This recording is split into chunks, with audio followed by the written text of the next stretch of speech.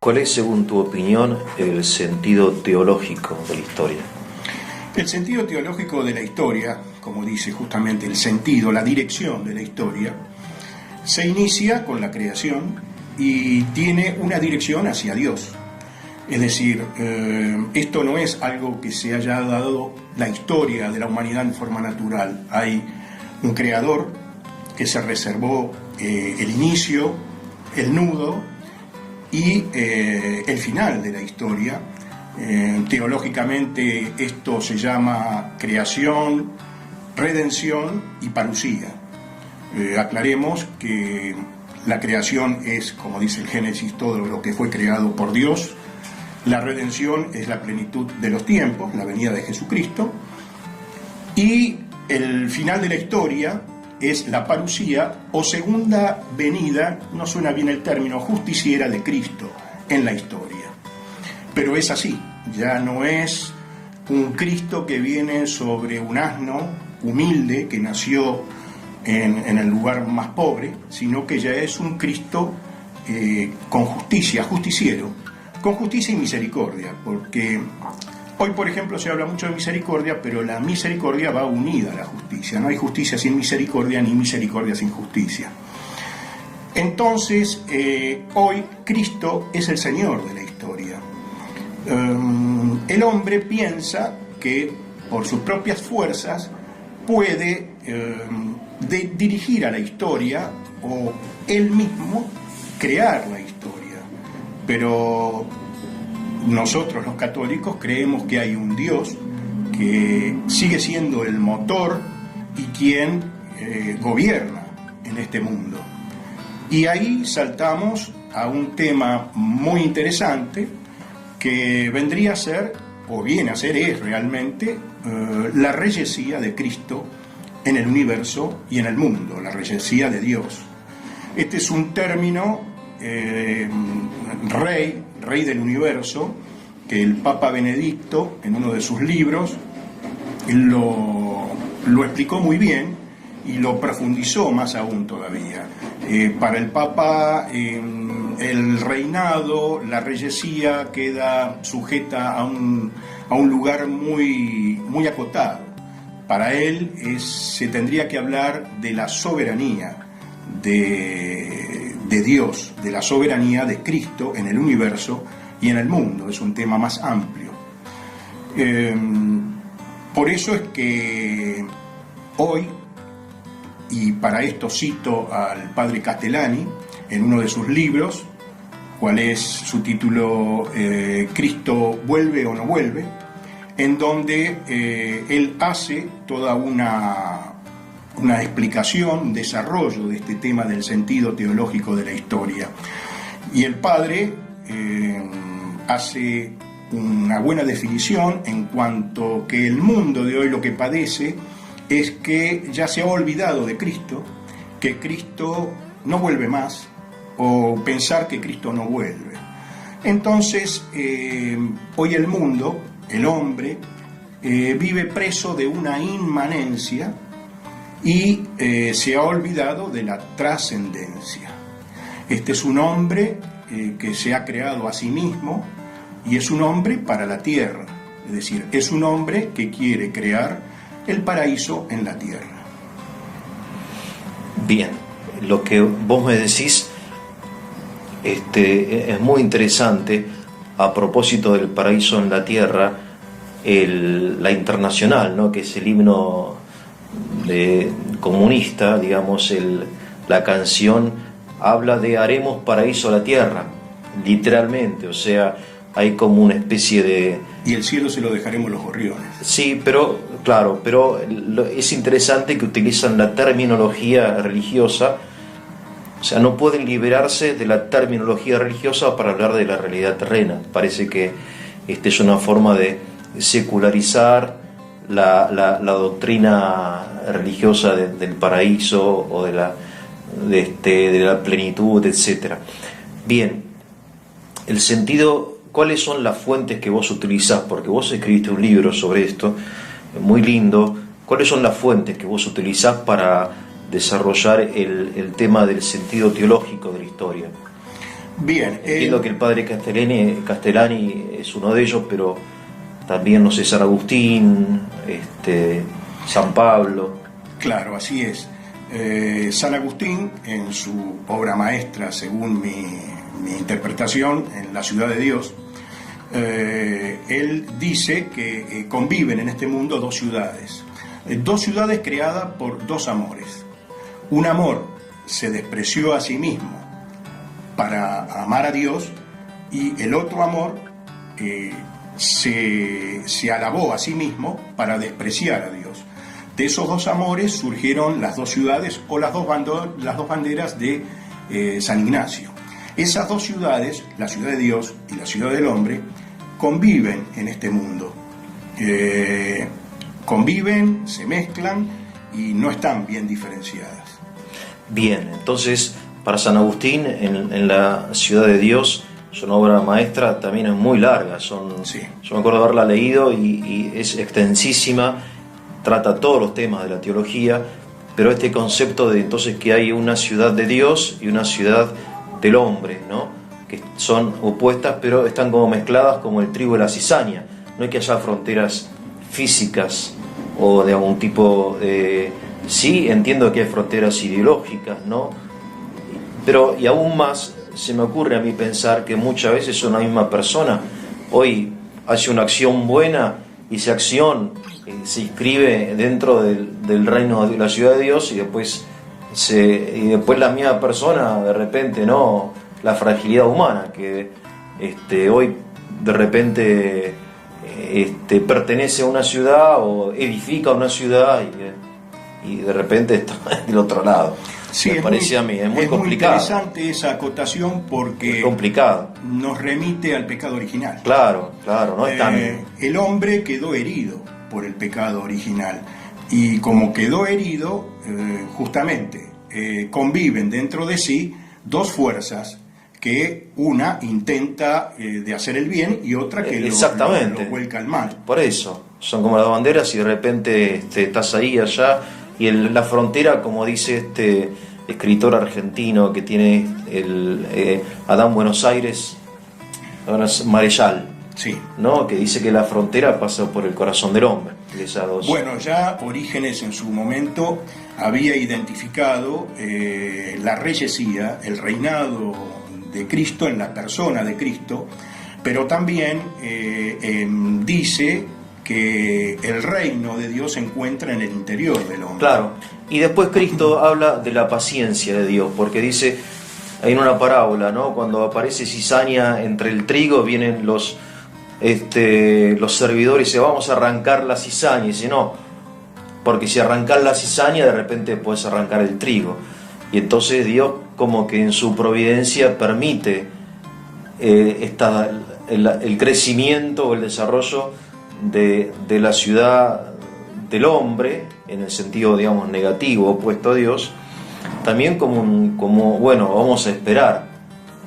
Me parece interesante, son muchos los temas que se Claro, por supuesto, por eso el sentido teológico de la historia, claro, porque hay un momento, un espacio y un tiempo. Exactamente, es historia. Es historia, por eso se lo llama el Señor de la historia, que es Cristo. Claro, y vos fíjate que Cristo mismo, cuando mira al Antiguo Testamento, habla, por ejemplo, de cómo Dios permitió en el Antiguo Testamento, por ejemplo, la poligamia. Claro. Que dijo, al principio no era así, porque Dios creó al hombre varón y mujer, pero después por la dureza de los corazones el Señor permitió, qué sé yo. Aclaremos que el tema de la poligamia, para aquellos que a lo mejor no tuvieron la oportunidad de ir a las fuentes, era necesario en esa época, al principio de la creación, digamos hasta el diluvio, por la falta de ¿cómo se dice?, de personas en la tierra, es decir, había muy poca población, entonces lo que necesitaba el mundo era desarrollarse, tener descendencia, que era muy importante en la tradición judía, la descendencia. Pero me refiero que en la historia es compleja, es muy compleja, sí.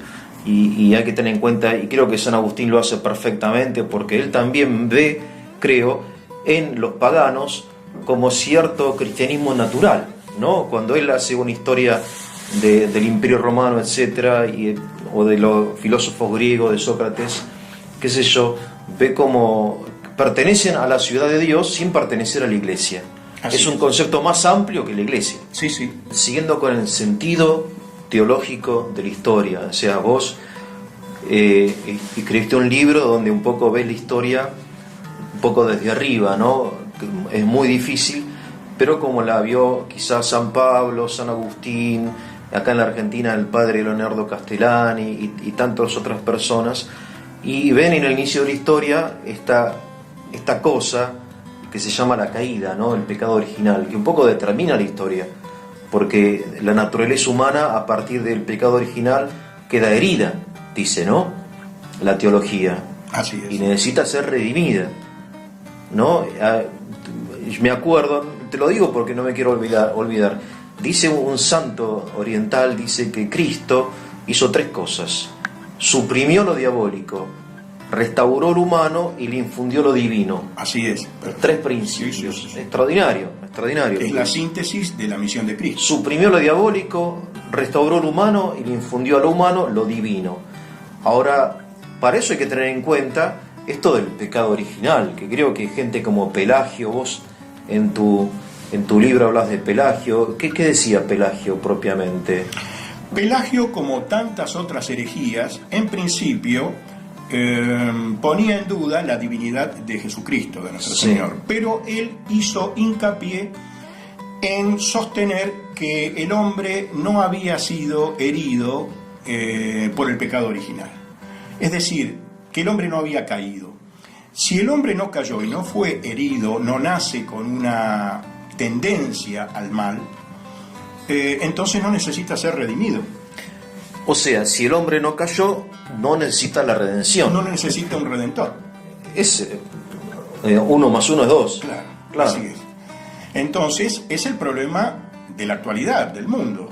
El hombre se crea a sí mismo, porque como no está inclinado al mal, prácticamente es un ser perfecto. Entonces, sí, o bien la inclinación al mal le viene, como decía Rousseau, del buen salvaje le viene por la sociedad. Claro. Que el hombre nace bueno y después la sociedad lo hace malo, sí. Pero no tiene como un germen interior de maldad, ¿no?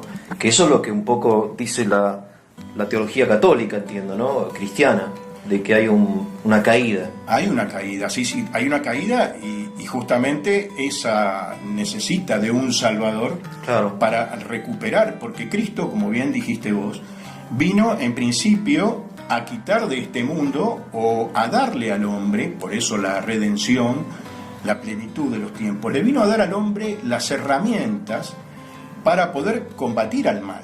Bien. Y el mal, debemos decirlo, es una persona, está representado en una persona caída, que fue creado bueno, pero por su voluntad y su inteligencia decidió oponerse al bien supremo, y por eso él mismo, no Dios no crea, Dios no es hacedor del mal.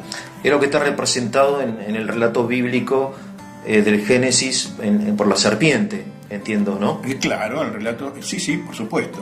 La serpiente tienta en el Génesis, en el Edén, a la mujer, sí, porque dice para sí, esto lo dicen los santos, los grandes padres de la Iglesia, no voy a tentarlo a Adán porque puede ser el Verbo encarnado. Es decir, no me voy a meter con él porque puede ser que me salga mal. Entonces tienta a la mujer para que luego la mujer haga su trabajo y tienta al hombre. Y de ahí viene la caída. ¿Por qué? Es una caída de orgullo y de soberbia el pecado original, porque va en contra de la voluntad de Dios. ¿Cuál fue el mensaje? Decirle que no tocaran ese árbol o no... Sí, un acto de desobediencia, claro. De desobediencia, y que hace justamente Satanás a través de la serpiente. Claro. Es decirle, no, esto no es así. Sí, el relato bíblico es conocido. Lo que pasa es que hoy un poco se banaliza ese relato y se considera una especie de cuento de niños. Pero a mí me parece que esto del pecado original, más allá de que sea una verdad revelada, es un hecho de todos los días. Digamos, no nada más comprobable experimentalmente, que el pecado original. De hecho, Chesterton dice que es el único dogma cristiano que se puede demostrar. Así Porque es. cada día que nos levantamos sentimos como ciertas inclinaciones desordenadas, deseos y bueno, hay algo en nosotros que nos inclina a hacer el mal. Y la mayor tentación es la frase seréis como dioses. Ese es el gran pecado. Es decir, que el hombre cree que él es Dios. Porque ese es el pecado contra el espíritu que dijo Cristo en el Evangelio, que era el único pecado que no iba a ser perdonado. El pecado contra el Espíritu Santo. Es decir, ese que el hombre se crea a sí mismo y que él se crea Dios. Sí. Él, seréis como... O sea, totalmente actual, sí. Hay un texto... Non serviam. Sí, hay un texto de Feuerbach, que fue el ateo más importante del siglo XIX, y él distingue entre la existencia de Dios y los atributos divinos. Dice así Feuerbach, casi literalmente, porque lo estudié bastante. Dice, yo niego la existencia de un ser divino, pero creo que los atributos divinos pertenecen a la naturaleza humana, dice él. O sea, literalmente está diciendo... No, pero literalmente está diciendo que la humanidad es Dios. Literalmente, lo dice este hombre, y que muy popular y muy... o sea, esto del relato del Génesis no es una pavada. No, ya. Para nada. Puede estar, digamos, descrito en una forma simbólica, alegórica, según la tradición de aquellos tiempos, pero en esencia es siempre el hombre que se diviniza, es la divinización del hombre. Así es, y las consecuencias que eso trae en el mundo, claro, en la política, en la educación, en la moral, en muchos temas que hoy lo vemos reflejados en la realidad de todos los días. Sí, muy actual, realmente muy lindo esto de tu libro.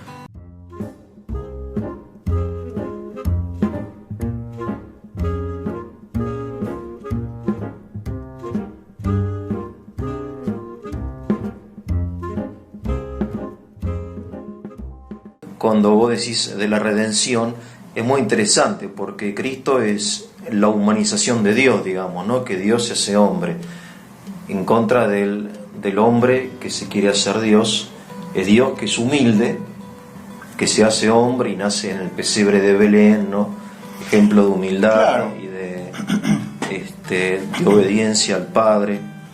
Todas las ideologías que hoy existen contrarias a Dios, a Cristo, surgen después de la venida de Cristo. Antes no estaban estas ideologías, es decir, a ninguna ideología le interesaba antes controlar la voluntad y la mente del hombre, como surgen esas ideologías o herejías luego de la venida de Cristo, como es el arrianismo, el pelagianismo, el donatismo, todas las herejías que ponen en duda la divinidad de Dios, de Cristo. Sí. Es muy interesante también el hecho de que el cristianismo un poco inicia el concepto de historia. La historia como historia, porque los romanos o los griegos tenían el concepto de una historia cíclica, ¿no? De un eterno retorno. Y tenían la idea también del destino, de que el hombre estaba...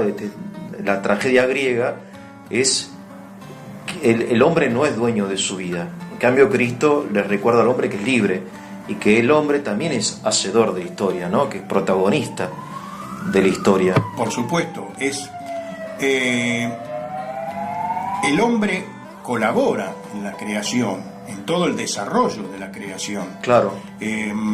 Dios cuenta con el hombre para cumplir su plan divino en este mundo.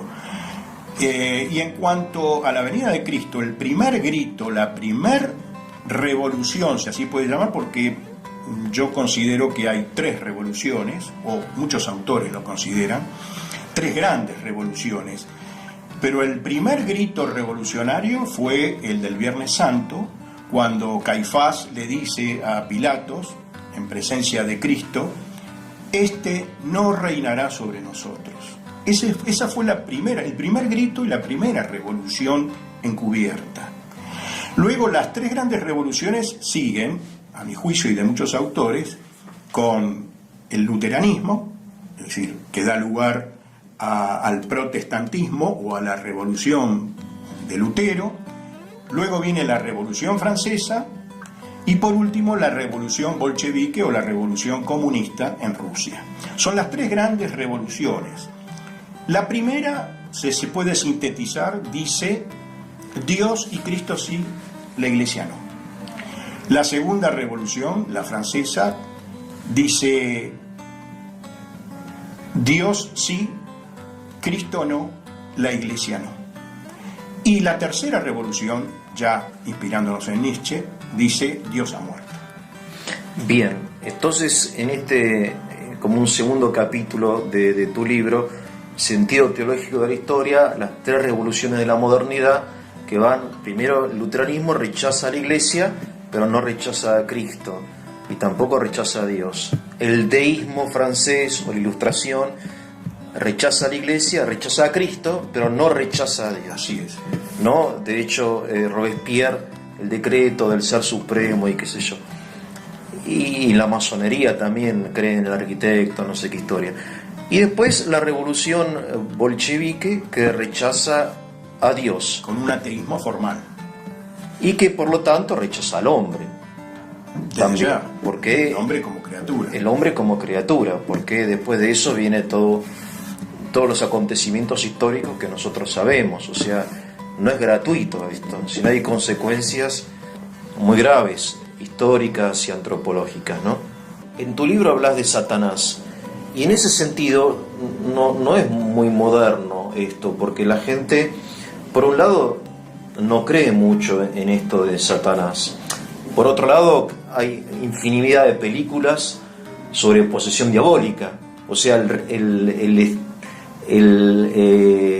tema está muy presente en el arte, en los libros, en el cine. De esto es como que volvemos pero por el lado académico, digamos, ¿no? Si un profesor de filosofía, de teología, aún de teología, habla de Satanás, y bueno, está diciendo, no es obviamente una realidad demostrable, sin embargo desde la revelación sabemos que existe. Así es, Eugenio, tal es así que, como bien dijiste vos, Cristo en una de las misiones fue venir a combatir a Satanás, es decir, a derrotar a Satanás y a darnos a nosotros las herramientas para poder contener su acción sobre el hombre. Cristo tiene muchos encuentros en el Evangelio con Satán. Y no se puede explicar el Evangelio desde las tentaciones en el desierto sin esta presencia misteriosa de este ángel caído, o bien la teología con voluntad e inteligencia. Lo explica, sí. Claro. Y Satanás actúa en la historia.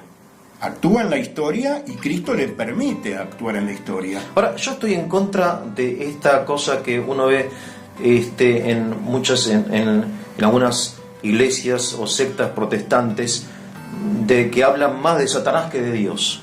Que Satanás, que la tentación y los endemoniados, hay como un exceso, una cosa apocalíptica en algunos casos. ¿Entendés lo que quiero decir? Lo entiendo perfectamente. Son sectas o sectas, como una cosa religiones exagerada, claro, y que está lleno de endemoniados y intentan captar al hombre por el miedo y también por la sugestión. Si yo te digo estás endemoniado, terminás creyéndotelo. Y eso atenta directamente contra una de las virtudes teologales, que es la esperanza. La esperanza, exactamente. Eso lo que busca es la desesperanza del hombre, que el hombre no tenga esperanza. Y un santo que decía que Satanás es como un perro encadenado. Así es. Que si no te acercás, no te muerde. No. Está bueno. Está bueno, sí. Está bueno.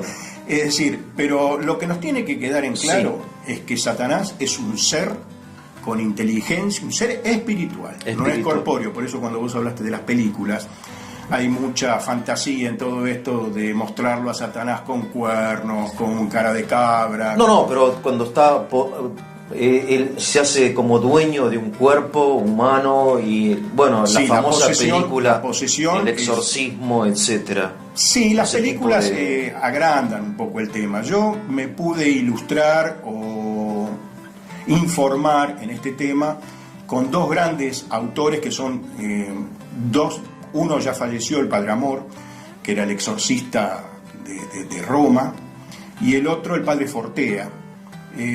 Los dos han profundizado mucho a la acción de Satanás, del maligno, en el mundo. Tal es así que el Padre Nuestro termina diciendo: mas líbranos del mal, dice hoy. Sí, sí. Pero antes, en la antigüedad, decía: mas líbranos del maligno. Del maligno. Es una referencia personal. Bien. Al maligno. Y el maligno actúa en la historia. Bueno, y esto es el sentido teológico de la historia, que tiene esta presencia misteriosa de Satanás, y que dice Cristo: vi caer a Satanás, por un lado, ¿no? Pero por otro lado lo llama príncipe de este mundo, Así es. ¿no? Porque príncipe de este mundo, porque él se señorea, actúa en este mundo siempre en contra de Cristo. Bien. El peor enemigo de Satanás es el hombre. Al hombre lo aborrece. Y lo que justamente derrota a Satanás y lo humilla más todavía es que Dios le dio la potestad a una mujer para derrotar. María Santísima. María Santísima. Claro. Y quien yo cito en el libro, uno de los diálogos de un sacerdote, el padre Mondrone, en donde la Virgen María le ordena al diablo que vaya a verlo al padre Mondrone para tener unos diálogos con él. Y el padre Mondrone escribe un libro, Diálogos con el Demonio, que son 9 No diálogos. sabía eso. Eso se da a través... El padre Mondrone estaba mirando un programa de televisión y el programa, sintéticamente, el formato era que la persona invitada podía elegir con alguna figura histórica con la cual dialogar. Por ejemplo, con San Martín.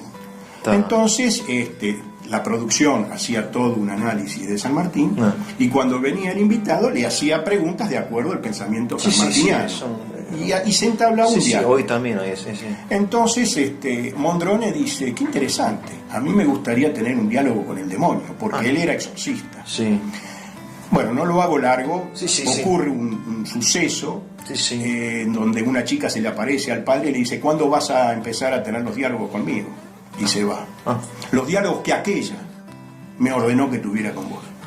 Y un día, estando en su habitación, después de estar escribiendo, él notó una presencia diabólica en su habitación, una presencia de gran frialdad, mal olor, como normalmente se presenta el demonio. Entonces se dio cuenta de esa presencia y le dice: ¿qué quieres? Y le dice: ¿cómo que quieres? Vengo a cumplir las órdenes de aquella que me dijo que tengo que venir a hablar con vos. Y esos diálogos están escritos. Están escritos. Mirá, padre Mondrone. El padre Mondrone. Y él, no recuerdo bien si es el octavo o el noveno, uno de esos diálogos hace referencia al marxismo. Al marxismo. Explícitamente al marxismo como herramienta elegida por Satanás para destruir al hombre y sobre todo... O sea, según este sentido teológico de la historia, una ideología económica o social, de la lucha de clases y de la plusvalía, de temas técnicos, qué sé yo, está relacionado con Satanás. Así es, por eso es que yo en este libro digo tácitamente que no es un libro que habla de política, sino que es un libro que habla de religión. De religión, de teología. Sí, porque el marxismo es una religión. El marxismo es una religión, eso está comprobado, está estudiado. Es más, yo estuve en Moscú por razones de trabajo, cuando el mausoleo de Lenin todavía estaba abierto. Y uno entraba a ese mausoleo y entraba a un lugar sagrado. Sagrado, era un templo, donde estaba ahí el cuerpo amarillento, pero vivo, o aparentemente vivo, era un cofre de vidrio, donde nosotros éramos peregrinos que íbamos a visitar un lugar santo, ¿no? era la sensación de estar en un lugar sagrado. Y de hecho yo estudié también el tema, ya te digo, por razones de trabajo, y obviamente el marxismo es una religión. Mucha gente no conoce ciertas cuestiones, pero Marx, a pesar de haber tenido un padre convertido al cristianismo, era satanista. Así dicen, sí. Marx hacía culto a Satán. Sí, lo leí, sí. No, yo más allá de eso, leí un libro sobre el tema, pero más allá de eso me parece que la misma doctrina de él, de la lucha de clases, cuando Aristóteles dice el hombre es amigo del hombre, en cambio Marx dice que la historia es una historia de la lucha entre hombres. Eso es satánico. Totalmente. El odio puesto como motor de la historia. Así es. No el amor. Así es. No la amistad, sino el odio es el motor de la historia. El conflicto entre explotadores y explotados, y si no hay, los inventamos. Para mí eso es, porque Dios es amor. San Juan dice, Dios es amor, el diablo es odio. El diablo es odio. Entonces para mí, más allá de que Marx haya o no rendido culto, digamos, mediante rituales al demonio, que algunos dicen que sí, yo sinceramente no creo mucho en eso, pero puede ser. Creo que la doctrina de él está más que comprobado que hay algo ahí realmente satánico, ¿no? Vale la pena, ya que hablamos de doctrina, hacer una aclaración. El comunismo tiene una pobre doctrina. La Iglesia Católica tiene una ortodoxia. Su doctrina es una ortodoxia. Es decir, que se basa, el basamento de la doctrina católica son las Sagradas Escrituras, la tradición y el magisterio de la Iglesia. Sí. Entonces la doctrina católica es una doctrina fuerte. En claro. cambio, la doctrina comunista es una doctrina débil. Y la doctrina comunista se basa en la ortopraxis. Sí, claro. Es decir, en la acción. Claro. El gran genio fue Lenin, no fue Marx. O sea, sin Lenin no hubiera sucedido lo que sucedió. Es una cadena, es una evolución que se va dando. Claro, pero fue Lenin el que arma el partido y encuentra la forma práctica y muy, muy astuto, y aparte en una situación donde Rusia está debilitada por la Primera Guerra Mundial, etcétera, para introducir para hacer el golpe de Estado. Y que desgraciadamente después termina en un totalitarismo stalinista terrible, aplicado por Stalin, terrible, por la fuerza. Yo creo que aún hoy no hemos llegado, porque creo que hay como una negación en la actualidad de ver los crímenes del comunismo que el comunismo realizó en el siglo XX. Rusia, China, millones y millones y millones de hombres destruidos por este odio puesto en el centro de la historia. Los americanos, que siempre se caracterizan por hacer estadísticas de todo, han realizado una investigación y llegaron a la conclusión, un equipo, que la historia tuvo más o menos aproximadamente 70 millones de mártires, la historia de la humanidad. Es decir, mártires se entiende por aquellas personas que mueren dando testimonio de su fe.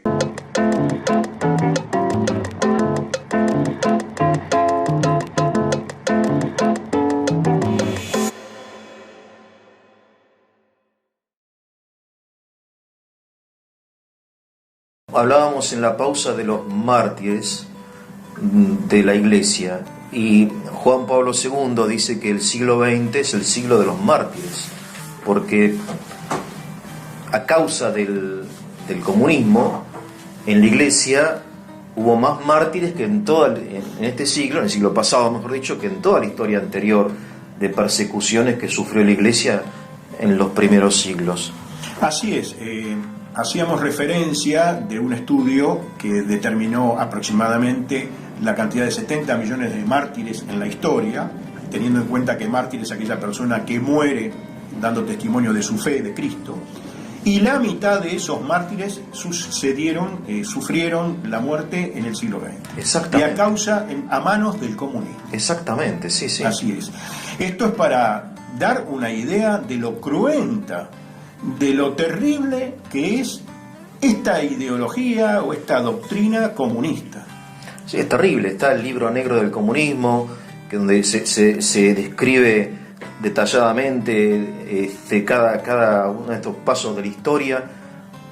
Solamente en Rusia el régimen bolchevique asesinó a 200 obispos, miles y miles de sacerdotes, monjes, monjas, y después se destruyeron entre ellos, porque cuando las purgas de Stalin, porque es como una serpiente que se come la cola a sí misma, empiezan a odiarse, como el odio tiene su propia lógica, la revolución tiene su propia lógica. Entonces cuando vos has destruido a este enemigo, aparece otro, y entonces empezaron a matarse entre ellos. Sí, Job decía, el hombre es el lobo del hombre. El lobo del hombre, claro, y entonces es terrible, y bueno, en China, tremendo, y es lamentable que aún siga siendo como atrayente para la juventud esta imagen romántica del Che Guevara con un habano ahí en la ONU, que es todo marketing. En el fondo son criminales. Son criminales, y así está demostrado históricamente. Acá no es que uno fantaseando dice Marx o Lenin o Stalin. No, históricamente está demostrado que el comunismo es enemigo de la humanidad. Enemigo del hombre. Sí, enemigo del hombre, pero es enemigo del hombre porque odia a Dios. Ahí está. Y atrás de esa enemistad está Satanás. San Agustín decía, también ahí en la Ciudad de Dios, que a la historia había que observarla desde un atalaya teológico. Atalaya teológico. Si no observamos a la historia desde una altura teológica, desde una altura que nos permita ver su desarrollo desde una óptica teológica, sí, no la vamos a comprender. Porque el hombre suele quedarse en la coyuntura, suele quedarse en las pequeñas reyertas de la historia, sí. Pero no se eleva para ver por qué sucede todo eso, no va a la esencia de lo que produce todo eso, se queda en las consecuencias. Sí. Entonces, es necesario comprender que acá hay una lucha. Hay una lucha entre las dos ciudades, entre la ciudad de Dios y entre la ciudad del hombre. Y esa lucha, cualquier persona la puede ver hoy sentada frente a un noticiero o a la televisión y ve cómo hoy día se está dando el discurso escatológico de Cristo en el Evangelio. Cuando Cristo profetiza el final de los tiempos, la gran tribulación al final de los tiempos, y donde Él dice cómo va a ser.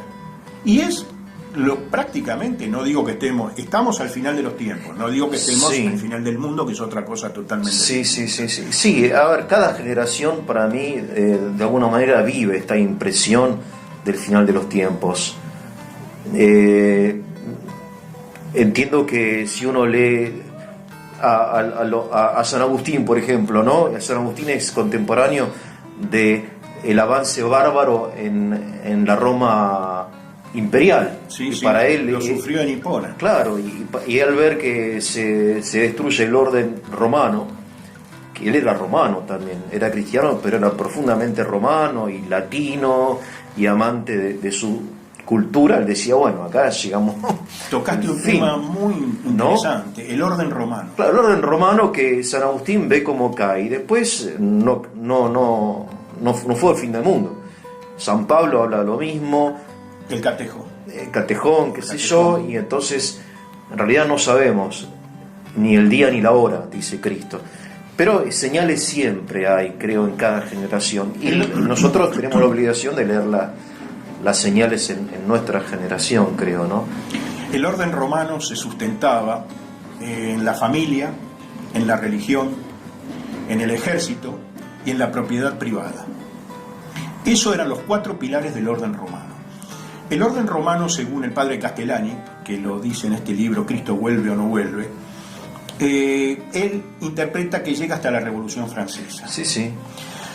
Porque ya en la Revolución Francesa, que tiene su germen en la Revolución Protestante, la Revolución Francesa es una hija de la Revolución Protestante, en donde se inicia el liberalismo.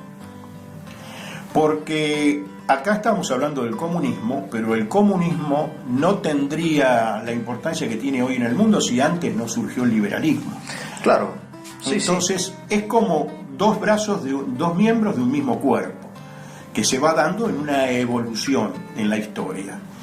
La Revolución Francesa fue una revolución contraria contra la Iglesia Católica. Sí, aparte fue un genocidio. Aparte fue un genocidio. Genocidio que no se habla tampoco del genocidio provocado por la Revolución Francesa.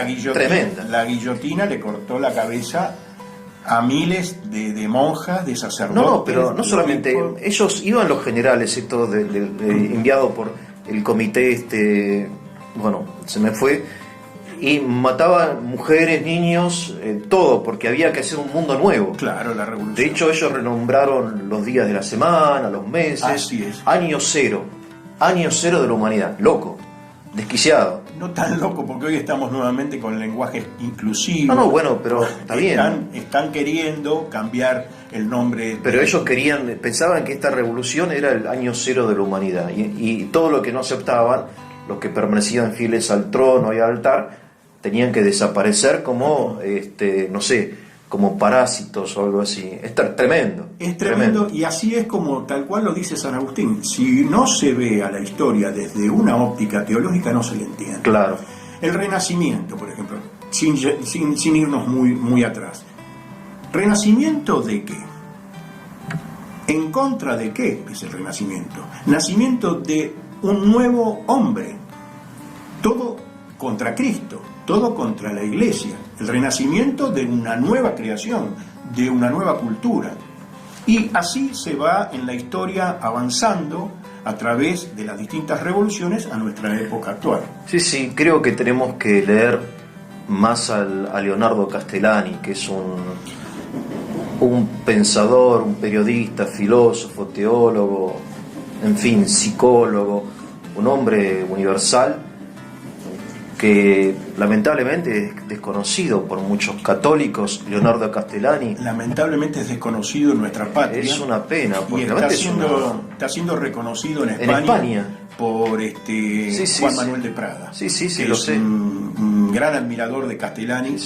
Castellani, además de haber sido una excelente pluma a la altura de Leopoldo Lugones, que lamentablemente en nuestra patria no se lo tiene en cuenta. Yo digo que porque necesitaba ser amordazado por las cosas que él escribía, contrarias al mundo. Pero el padre Castellani es un hombre que en sí fue un profeta.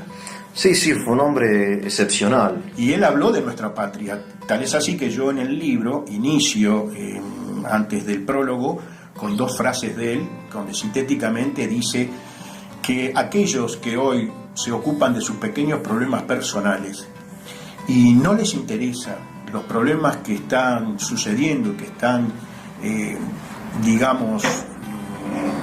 torturando a nuestra patria, aquellos que se quedan en sus pequeños problemas personales van a lamentar y van a tener que ver el caos que va a suceder en el país. Es interesante mencionar a Castellani porque acá en nuestro formato obviamente uno no puede fundamentar todo lo que uno dice, entonces hace falta ir al texto, leer a Castellani, leer sus libros. Hay un centro de estudios, Leonardo Castellani, que publica sus libros y hace conferencias. Entonces, de alguna manera, yo digo, como complemento a tu libro, recomendarle a los que ven estos pequeños videos que vayan a Castellani, bueno, obviamente a San Agustín y a tantos otros, ¿no? que explican este sentido teológico de la historia, que solamente la expresión es maravillosa, porque te abre los ojos.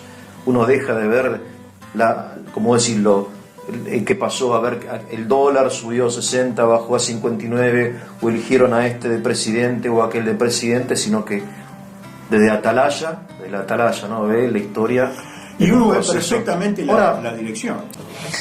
Bien, vos escribiste este libro, y es muy interesante y quiero remarcarlo, para tus hijos. Así es. Y eso es muy lindo, me parece extraordinario que un padre escriba un libro para sus hijos. Me parece extraordinario, te vuelvo a repetir, porque de alguna manera le está dando a sus hijos no solamente alimento o una escuela o salud, sino le está transmitiendo una cosmovisión, ¿no? Y es un esfuerzo muy loable de parte tuya y creo que para imitar. Ahora, el discurso nuestro no es un discurso pasado de moda, me refiero a que esto, lo que nosotros hablamos del comunismo, era actual durante la Guerra Fría. Yo me acuerdo que estudiando en el seminario, qué sé yo, durante la Guerra Fría, o sea, antes de la caída del muro de Berlín, año 89, se temía el avance del comunismo, se hablaba del comunismo como uno de los grandes bloques, ¿no?, de la Unión Soviética, etcétera. El otro líder era, no sé, la OTAN y qué sé yo. Ahora todo eso desapareció. No hay más comunismo. Eso es lo que cree la gente. Bueno, eso es lo que uno... Vos vas al Partido Comunista Argentino, son dos gatos locos. Es decir, cómo pasó de moda todo eso. Hoy ya el fin de la historia, no sé quién decía. Decía el padre Castellani sobre un candidato Dutra que había que legalizar el comunismo para evitarle, acotarlo en su accionar. Y el padre Castellani decía, fue en sorna, ¿verdad? Candidato viene de Candidus, es decir, de Cándido, de ingenuo. No. Con respecto al muro de Berlín, hay un libro de Francis Fukuyama que se llama El fin de la historia. El fin de la historia, eso. El fin de la historia. Él pensaba que con la caída del muro de Berlín iban a caer todas las luchas, todas las ideologías, sí. Y que la democracia liberal, con un progresismo indefinido, iba a terminar siendo la solución global. La salvación de la humanidad. Sí, la globalización.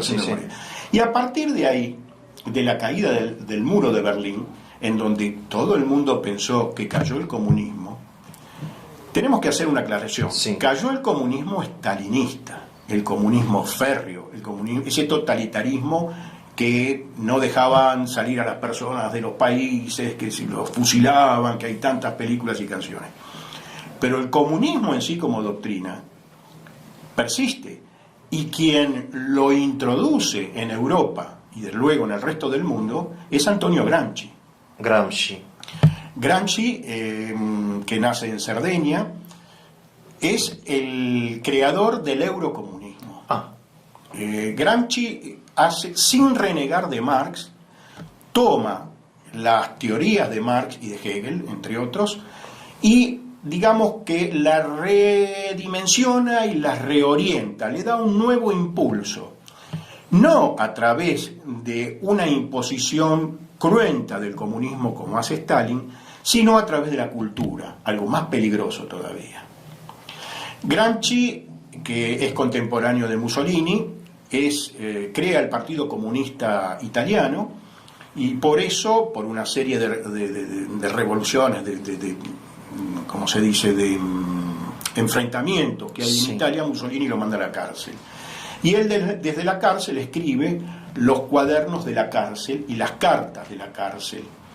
Los cuadernos de la cárcel porque pide autorización y se la dan para que le provean de unos cuadernos, y él, mientras está preso, escribe todas sus ideas. Y las cartas de la cárcel son cartas que le envía a su esposa estando preso. Son los dos documentos, los escritos, los únicos escritos que quedan de Gramsci, que luego fueron recopilados muchos años después. Gramsci tiene como gran enemigo a la Iglesia Católica, Apostólica y Romana. Y él dice en uno de sus manifiestos que la Iglesia hoy, en su época, está en retirada, que ya había perdido las reservas, las fuerzas, el terreno, la estrategia y muchos otros términos que, si uno se pone a pensar, son términos más bien de un reglamento de conducción militar castrense que de una doctrina o de un filósofo que lo que pretende es el bien del hombre. Entonces él usa términos militares para referirse a la Iglesia y además decir cómo atacar a la Iglesia. Entonces acá estamos en presencia de una guerra abierta, una guerra hoy cultural. Pero esa guerra sigue siendo la lucha entre la ciudad de Dios y la ciudad del hombre. O sea, no nos vos ves que, olvidemos de ese claro, detalle. claro, desde ahí vos ves que hoy esa, digamos, ciudad del hombre toma la forma de este eurocomunismo, digamos, cuyo líder quizás no sea Europa, sino Estados Unidos de repente, porque hay un filósofo español que a mí me gusta mucho, Dalmacio Negro Pavón, que él dice que el socialismo se trasladó de la Unión Soviética a los Estados Unidos. Así es. Es muy interesante. No lo sé, es muy interesante. Y si profundizamos un poco más... que hoy la Unión Soviética son los Estados Unidos. De alguna manera. No sé cómo... No olvidemos que la Revolución Rusa, nos estamos yendo un poco del tema, no olvidemos que la Revolución Rusa fue financiada por capitalistas norteamericanos. Sí, sí. A Lenin lo apoya Estados Unidos para que... No, la banca alemana. La banca alemana y Estados Unidos. Estados Unidos. Para sí, bueno, estaban en guerra con Rusia, claro. Para provocar la caída del régimen zarista. Tal es así que están en guerra con Alemania y el propio ejército... Y Lenin no tiene asco de recibir dinero de los capitalistas. Ningún problema. Pero, ¿qué quiero decir? Son muy pragmáticos. Como dijimos antes, son dos miembros de un mismo cuerpo. Claro. Un día pedalean con la izquierda, otro día pedalean con la derecha. Bien. Y van avanzando para conquistar sus objetivos. Sí, lo interesante es que hoy, como vos decís, el eurocomunismo o comunismo cultural o neomarxismo o la nueva izquierda, qué sé yo, o el liberalismo católico. El liberalismo católico, el campo de batalla es la cultura.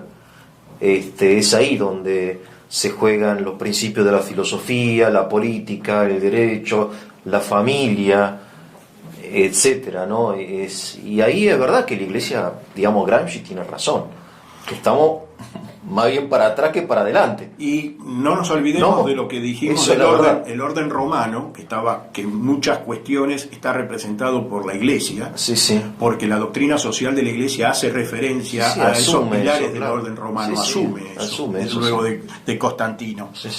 Entonces, Gramsci le declara la guerra al clericalismo. Para él hay un antes y un después de la revolución.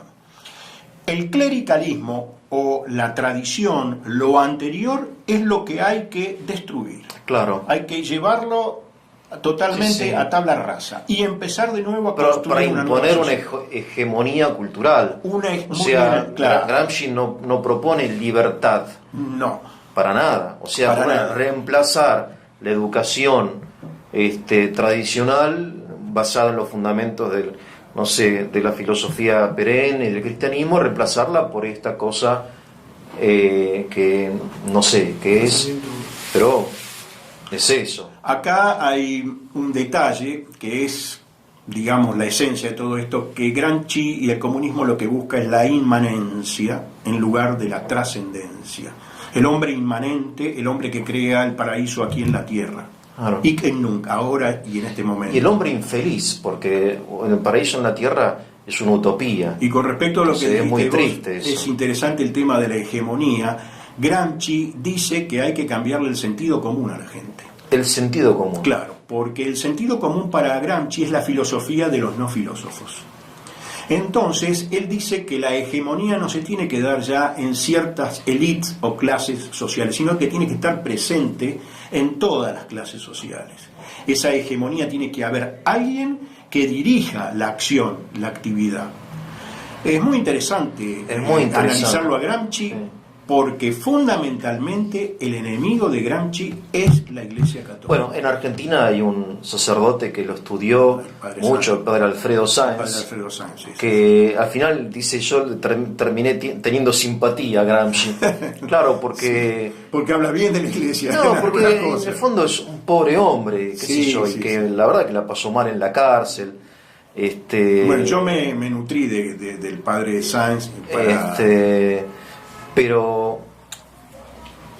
Chesterton, y con esto termino, dice que el cristianismo en el fondo es sentido común, con mayúscula.